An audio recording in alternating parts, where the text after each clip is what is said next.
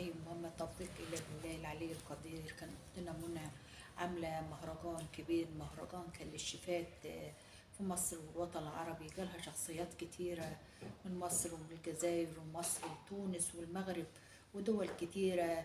هي كانت مسابقة ونجحت في المسابقة. منها اتكلمنا ازاي جاتلك الفكرة وانت بتعملي مهرجان بيتحدث عنه ناس كتيرة وفئات مختلفة من الوطن، يعني يعتبر مهرجان كان دولي.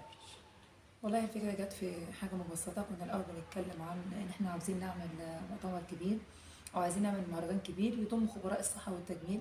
وكان من داخل الموضوع إن إحنا بنتكلم هنعمل مسابقتين، مسابقة للشيفات ومسابقة لملكة الجمال.